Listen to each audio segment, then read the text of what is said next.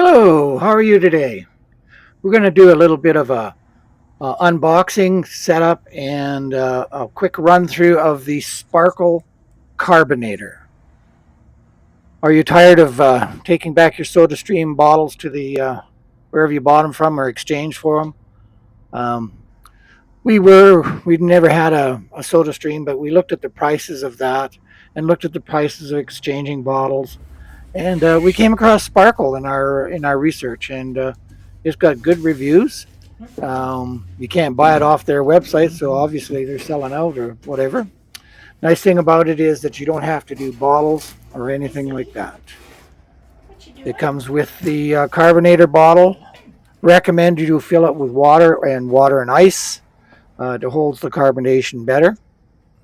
That's included. You can get one of those included in the package. We did buy this whole package through Best Buy Marketplace because they didn't have any on the Sparkle website. We opened it. There was a good documentation.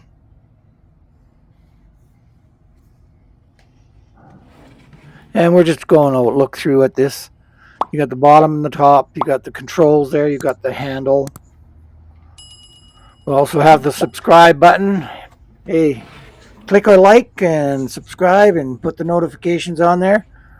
Only about 4% of my viewers are people that are subscribed. Hit those buttons. It really helps me out. Okay, right now we're looking at the back tank and the top. The back tank is the water used in the carbonation process, and it comes with 10 carbonator packets or sachets, as they call them.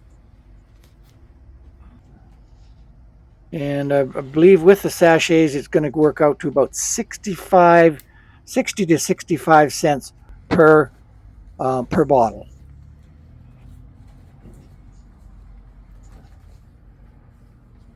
Of course, that's not counting in buying the thing. And here is where you pour the chemicals in the top. And they recommend that you don't open that when you're carbonating because you may end up with a little bit of noise. You'll see that later on down as we finish this up. So you open the sachets up, drop them into the top tank.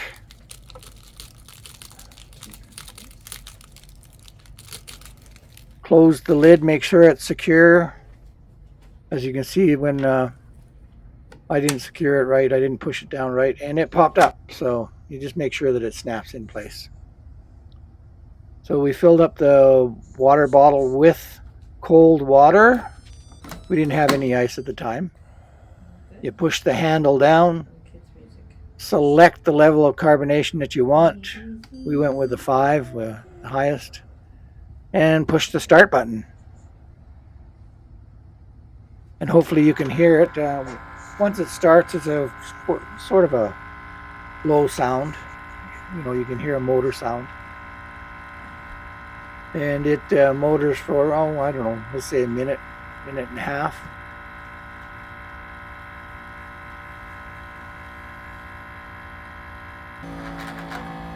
You can see it starting to carbonate now. Not an unpleasant noise. And it only takes about 3 minutes to carbonate that one bottle.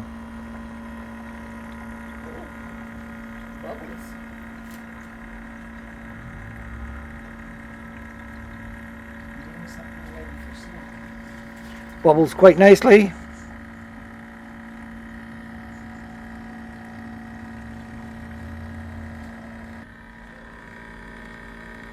And you can see that it used up a little bit of the water in the back tank, not a whole bunch.